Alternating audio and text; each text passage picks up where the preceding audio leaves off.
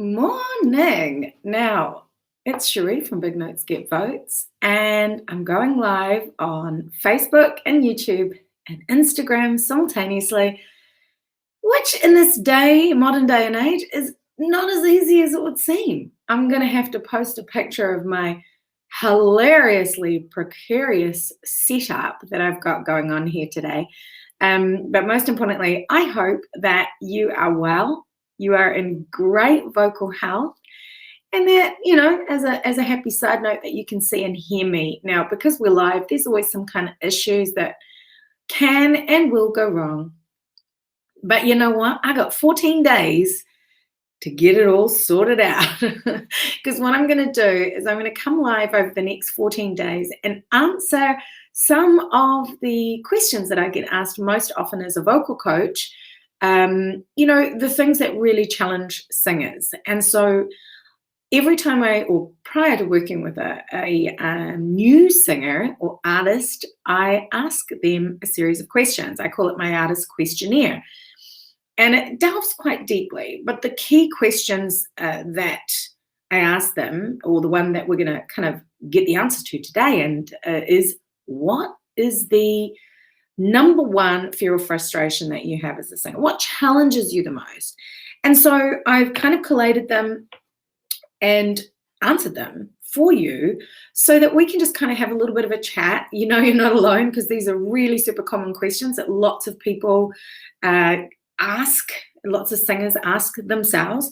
And probably the number one that I get is, how do I avoid losing or permanently damaging my voice? And so that's the one I'm going to start off with. And there's kind of like a few really basic tips when it comes to me as a vocal coach. I'm a vocal coach and a professional singer. I'm a backing vocalist for LAB. I was a featured vocalist in Symphony and a cover singer for many, many years, amongst other so lucky, amazing gigs that I've been able to do. At the moment, though, I focus predominantly on vocal coaching, and then I just do the LAB backing vocal gig, which is the best gig I've ever done. So much fun. Anywho, what I see over and over and over again, both in my own practice as a professional singer, but also with other students, are two key things, or I've learned two key things that are the foundation for all the vocal coaching and all the singing that I do myself. Number one, if it hurts, don't do it. And I literally do not have any rules, because I think that singing should be super free. We should be able to explore. And there are so many methodologies that will work for different people that you got to find the right thing. So I like to have no rules, but that's the only one I have. If it hurts, don't do it. So when we're concerned about losing or permanently damaging our voice, the first thing is, if it hurts, please stop. And I often get texts and calls from singers who have lost their voice. It's normal, because firstly, let's normalize this. Our bodies house our instrument. So I really want you to understand that if you're sick, if you're hormonal, if you've got a compromised immune system, these things are going to play a role. And if you're sick, you're sick. Especially if it's an upper respiratory tract infection, you are going to have an instrument that may not function as well as it should. So that's the first thing. You will get sick. It doesn't mean that you're a bad singer, bad human, none of that stuff. The second thing is, there are things that you can do to help keep your voice at ground zero, especially if you're a professional singer. It should be your primary focus. So for me, one of those foundational elements are also vocal health, keeping that as the focus and the priority, because if you don't have a healthy instrument, you can't overload any cool singing techniques onto that to help you to feel confident with your singing.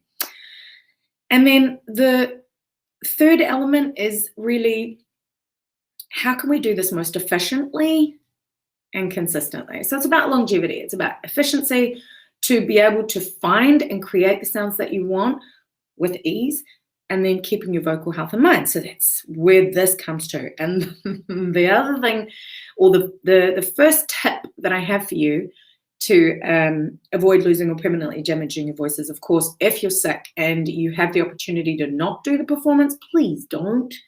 I know that's not the situation always, You just sometimes can't. So I get it. And so what I want you to consider are some contingencies. There are a couple of options that you can use depending on where you're at in your career as a singer, but the best one is just sit the gig out where possible. If you do have to go ahead with the gig, go and see your doctor and make sure that there's nothing really, really serious going on, because the last thing you want to do, and again, I just say please sit the gig out if you can, but you don't want to damage your voice by singing on an instrument that isn't vocally healthy. If you do have a vocally healthy instrument and you want to avoid, let's get to the answer to this question, how do I avoid losing or damaging my voice? The first thing is tension. So tension is the enemy of the singer, and if you feel tense anywhere in your body, it tends to have a follow-on effect. So if you think about, like, if you have a sore leg, you kind of might limp and you change the way that you walk. And so then your hips kind of get out of whack depending on how long your leg is sore for. And then it has this follow-on effect up your body.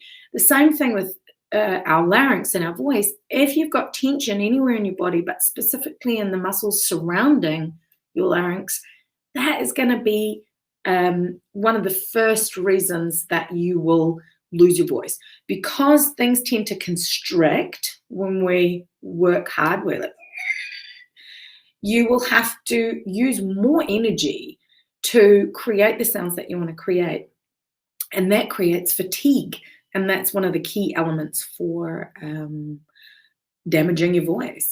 Consistent fatigue, and definitely without resting it or releasing the tension. The second thing I mentioned, kind of touched on, is looking after your vocal health, like really making it a priority and having daily vocal care habits that you can go to. Like for me, mine is sirens, which is a stretch for your voice, singer's stretches, which again help to release tension. Everything's just focused on releasing tension.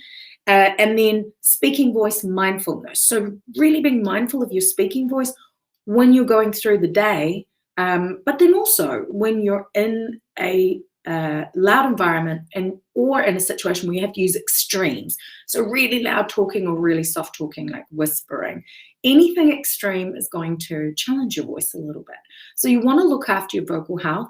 Those are the key things. And then the other things I like to be mindful of is sleep, hydration, and nutrition, because of course, like I said a minute ago, your body is housing your instrument. So those elements come into play, and even down to the fact of like, when it comes to nutrition, are there any foods that are causing silent reflux and damaging your vocal folds essentially without you even knowing, because the acid moves up from your stomach and does a little dance around the vocal folds, which is not nice. And you can end up getting a little hoarse, and it has, some long-term follow-on effects that you want to really be mindful of, and that can lead to damaging your voice.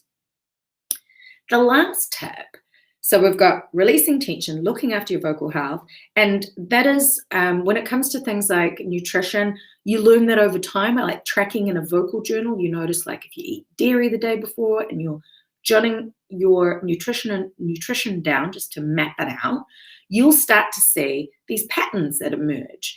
It could be like spicy foods, dairy, caffeine is a big one, so keeping hydrated, like I said, but then also like what you can add in to hydrate and look after your body, but then also what you might need to remove just in the lead up to an important performance.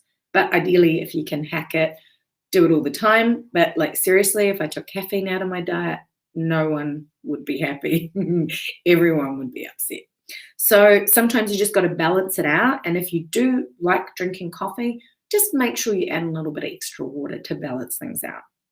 So those elements of vocal health are key. And then there's always other things you can add in, like you can see all my gadgets in the background there, hopefully. I think if you're on Instagram, it's there. Like I've got a steamer. I do nasal irrigation. I do a salt gargle. I do these every day, usually with the change of season, because I have quite bad hay fever. But definitely when I'm touring, I will do that every single day. And I kind of have like a little tour routine that I do. So release tension, look after your vocal health. And last but not least, learn singing techniques that give you the opportunity to craft and develop and find your signature sound. or just identify it so you know what's really working, what techniques are good for you, and then what you might need to spotlight to extend or develop or strengthen areas that you don't feel are as strong as what I call your default settings. Lovingly refer to them as default settings, because that is essentially what your signature sound is. So if you know what that is, you identify those singing techniques and then you build on that, because then you're unique and you're doing you, and that's what you want. So to avoid losing or permanently damaging your voice, be really mindful of tension, and that can be how hard you're working to make a sound, which kind of cycles back to having good singing techniques. Make sure you look after your vocal health, and that can be a number of things depending on what you need. So you need to personalize it, but at the very least, the things that I look for are sleep, hydration, nutrition, sirens, singer stretches, and speaking voice mindfulness as part of your daily vocal care habits. Then what to do if you lose your voice. Now, I kind of touched on it in the beginning.